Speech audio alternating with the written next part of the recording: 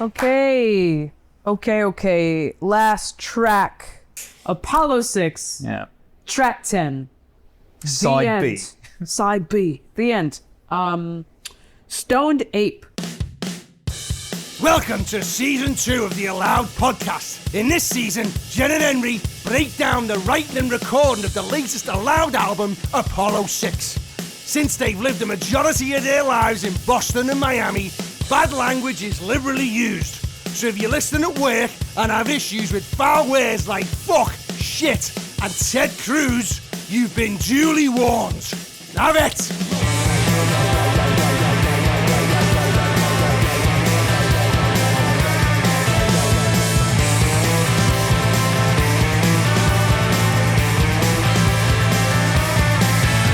Expect not a theory, expect not a joke. It's more like a story meant to provoke. I've got a wandering spirit, boundless and free. And though you will not admit it, you'd like to be more like me. Standing on the edge of something new, climbing up for a better view. Open and wide with no defense. I'm a stoned ape, stoned ape. Hey! Stoned Ape. All right, so I have been reading about hallucinogenic drugs for years now, and all the studies and things that they've done. Microdosing shit, yeah. Microdosing, different styles or styles. Different styles of taking studies. drugs. Harry Styles. It's really fascinating, all the stuff they've been able to do with the psilocybin and like depression, terminal patients, and kind of giving them more hope and this sort of thing. There's a lot of really extensive, amazing things done. But during the pandemic, I read Michael Pollan's, is it Pollan's? Pollan, probably. Michael Pollan's. Sounds about right. Michael Palin. Michael Pollan's book, How to Change Your Mind,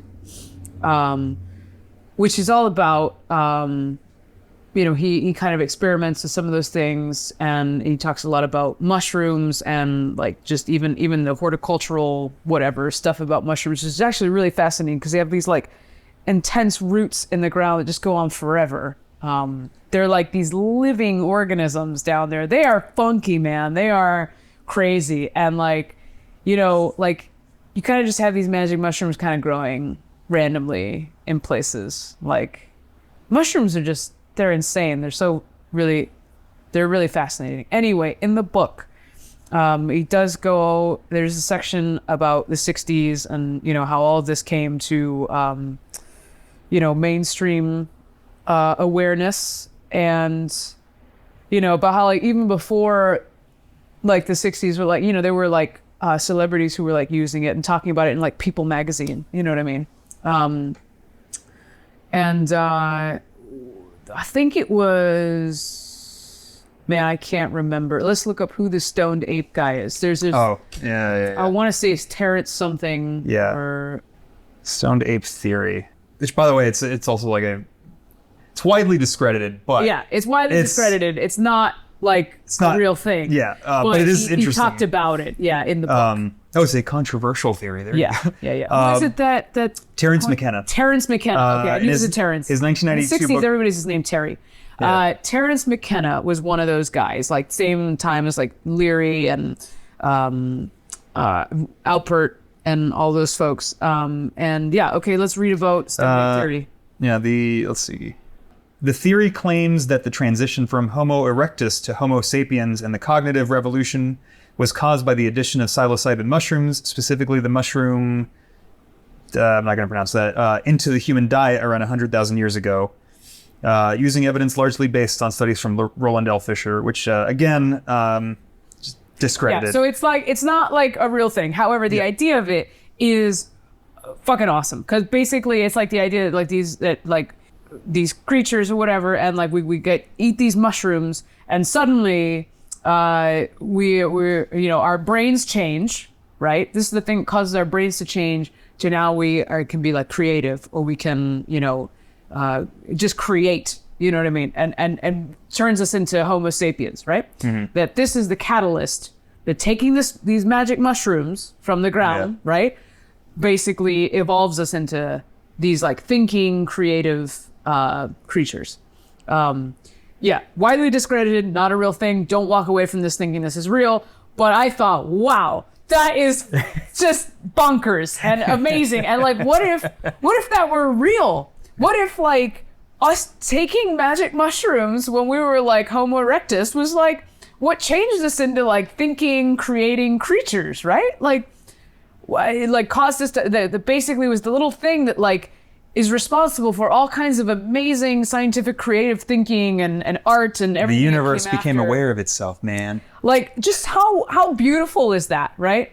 And I also thought Stone Ape is a great name for a song. I'm taking this. I read a lot. I definitely take a lot of like ideas for songs, titles, lyrics. I will pilfer. I do not care. Art is there to steal, and I'm stealing it and calling it my own. It's art. I'm not taking someone's land, okay? It's just art. Okay? I know what people are gonna think. All right? So, well, let me tell you about artificial intelligence. But as a human being doing it is fine. Okay. This bullshit is different. Like the artist stealing is.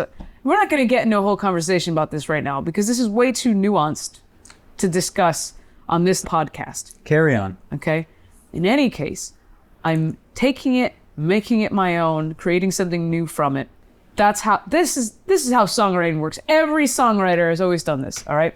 Shake, shake, shake. Your old snow globe. Luminous. You're a lightning bolt.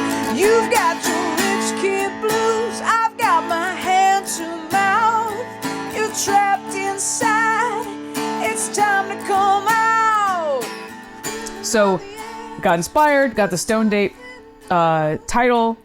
And so I put on, my Ken Kesey hat, my Merry Prankster hat, and I start writing from this perspective of this psychedelic shaman like character, right? Like this person basically is going to take you on this journey, and that's what I wanted the feel to be like, right? Is it that this person is going to take you from your dreary stuck up little life into this, fabulous, like colorful, technicolor dream, right?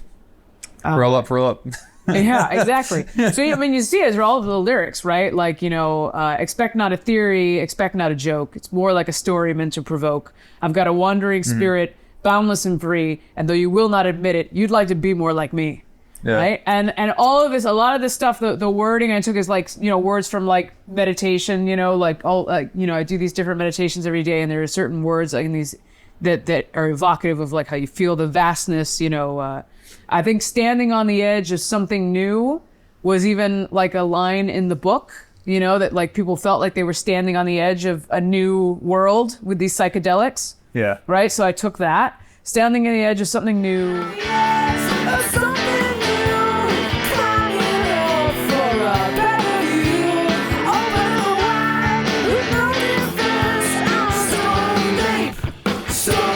Right, that wide open and no defense, that's a meditation thing, right? Like, defenseless, free, open, wide.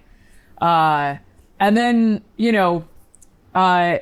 get even more tripped out in the bridge, right? Which I just love. It's just like, this is like the shaman talking to the traveler is, what is the bridge? All my life.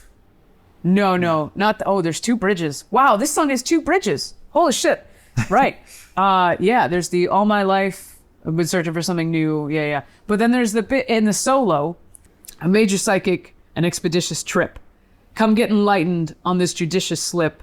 No, don't be frightened, your senses heightened now. I'm a stoned ape, And it's great. It's just, it has a very Kinks, like 70s feel. Yeah. That's what we were going for.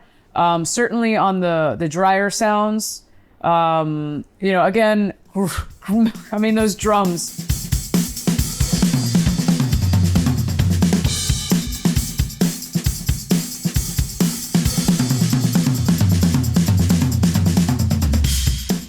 Jago just nailing the drums on this one. No, that was like, I tried, because like the way we were demoing, like in order to work, I was kind of putting down like fake drums, and I was always like, I always have been just very like hesitant to send shit like that to the others, because like I don't want my bullshit drums to taint, your contribution, like we're, that's the thing I love about this band, that it's always been this way, where like we're not like commanding people to play. No, we're pretty collaborative parts, it's like, if it's basically, because to me it's like, if I could think of and play those parts, I just fucking do it, but that's not why I'm in a band. I'm like, I like the stuff Charles comes up with. I love the stuff Elena comes in with, and Chris. And, so like with this one, I remember just telling Jago, like, if you could just channel Mick Avery, the King's drummer, on this one, I would be so fucking happy. And he's like, totally. He's like, right. So basically it's Ringo, but I'll do Mick Avery. Yeah. And it's just like those fills and shit, man. That was so just good. Like, I mean, that song is a beast. Like first shot, he sent them over. I'm like, that's exactly what I wanted. Don't change a thing. I'm glad I did not send you those bullshit drums. Like, well, and we should say there's the intro and feature with Vicious Jago. Right, So Jago does this thing. He's got a project where his alter ego is Vicious Jago. Hemorrhoids are painful and it shows. Don't wanna stretch them anymore. Ain't no mystery that your bomb is really sore. These aren't the roids you're looking for. And he just writes the crudest, these aren't the roids you're looking for. Great, wonderful songs. Fuck All for Christmas.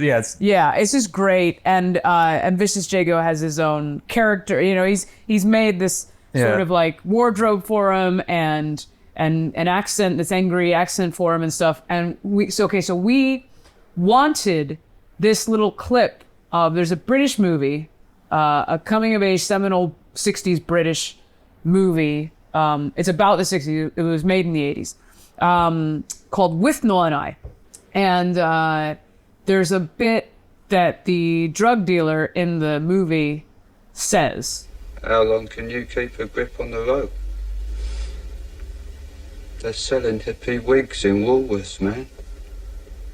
The greatest decade in the history of mankind is over. And as presuming Ed here has so consistently pointed out, we have failed to paint it black. It was just like, it just seemed to fit so perfectly. I think we just seen the movie like very recently. Yeah, we rewatched it again. We rewatched it again. And like, we were like, that's gotta go at the front of the track. No, and it was part of that spirit of just like taking things that like, that were external. Yeah, that we're just incorporating in our experience and putting it in. Whether it's the movie or like, it'd be really funny if we fucking put Vicious Jago in the... So it was like, well, I mean, there is that, it's an English movie. Yeah. We have an Englishman in the band. Let's have him do his Vicious Jago. Yeah. Doing this. And it was perfect. Yeah, it's like, who can do a good English accent in this band? Yeah, probably the English. All right, yeah. Let it go before it's too late, or hang on. And keep getting higher. That was shite. Take 2 was shit. If you're hanging on to a rising balloon, you're presented with a difficult decision. Let it go before it's too late, or hang on and keep getting higher, posing the question, how long can you keep a grip on the rope? It was just so fucking perfect. And it's just like these little, I love that we were able to like put in these little homages to like, whether it was Lebowski or, our friends who showed us like Withnail. It's just like a lot of these little nods to everything. Have been great influences on us and were in that moment. Because, I think also another thing about the pandemic was revisiting things that were comforting that like started you off on the path and found you on the path. And you were going back to those things. You were thinking about all those things that put you on the road, and and that, Lebowski and Withnail I were definitely, important moments. Try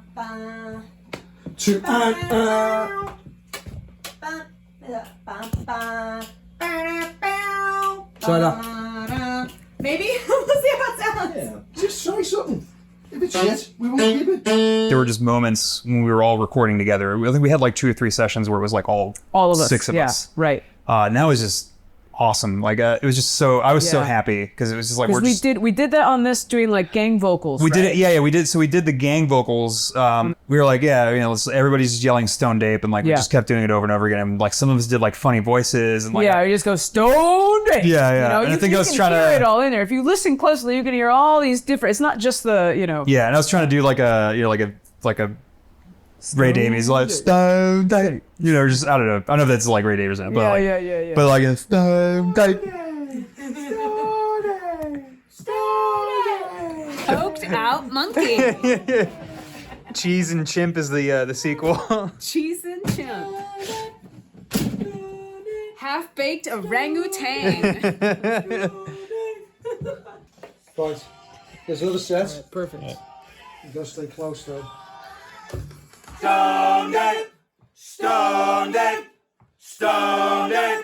It was just so much fun because It was like so we much never fun. really got to do that. Like usually vocals, like it's always like me, and then sometimes like Charles would put in stuff. Like that was like a nice like every like our drummer or sax player Charles, Yeah.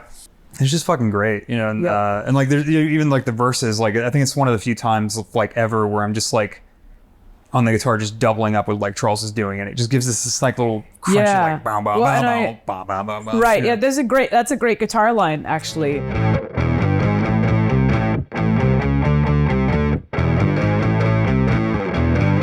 That guitar line and the bono dano dano dano, the Yeah. ascending thing is awesome. I Yeah, love well, that. the bass line Charles is doing, like this is like, man, like, he's such a fucking great bass player. Like the shit he just like drops.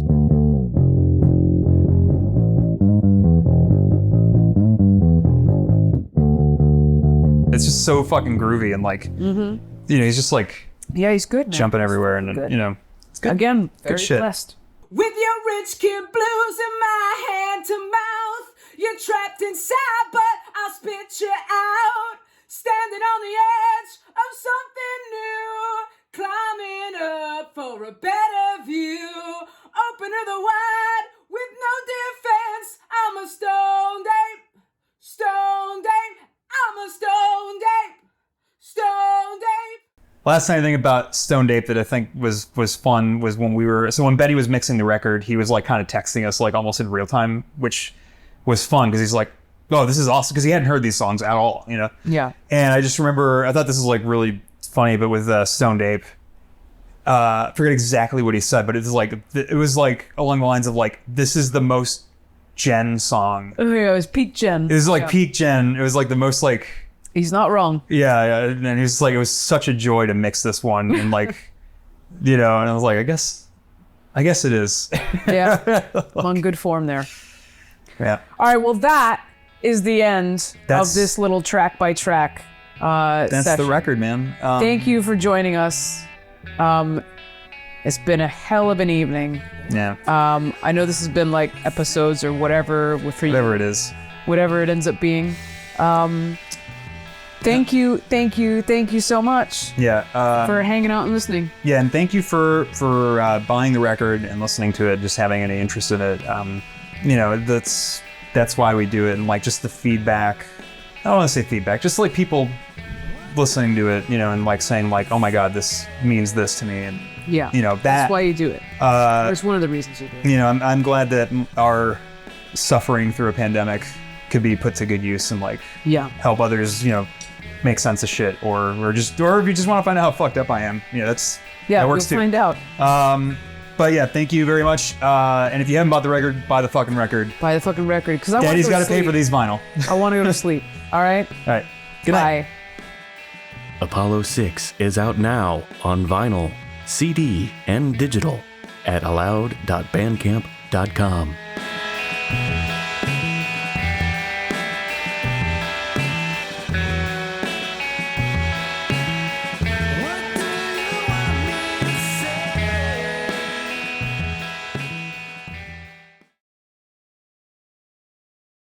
Because it also sounds like, because it's Jack and Diane who's second on Chili Dogs. Yeah. So it is like, you gotta be making a euphemism here, otherwise this is real bad news. I mean, it's Wait, bad and news. also they're both sucking on the chili dog. How does this work? Like, I don't understand. Maybe it's like, county fair, Lady and the Tramp. From both ends. Yeah. Look, just say oral sex. You don't have to like couch it behind weird terms, and especially not disgusting ones, like sucking on chili The dogs. thing is, he probably really does legit mean eating a chili dog. Yeah, But sure. like, really sucking on a chili dog? Do you think there was like a discussion? I don't know, like how many people may or may not have co-written, but like just the word like sucking sounded phonetically better for the song. But like it's like, well, can we say like eating or consuming? It's like, no, it needs to be sucking. Well, also it's like on a chili dog. You don't like eat on a chili dog. Yeah. Like that's even weirder, Well, right? why Is it- not slurping down a chili dog? Because that is something that I've heard people say before. That's like slightly less All of worse. it's so ridiculous though. Like why couldn't it have been like sucking on a frozen ice or something? I don't know. Like at least that makes Fucking on a sense. fro-yo. Or sucking down a soda. Like there's a straw. You do suck on the fucking straw. Like that's Sucking down a actually- bomb pop. No, that's something we've all done. Sucking on a chili dog. It's like so. Like you never eat the chili dog, then you never swallow the chili dog. The more we think about it, the more this is a euphemism. I just want to make sure want the chili dog to be happy and comfortable. Yeah. It's only weird if you make it weird, chili dog.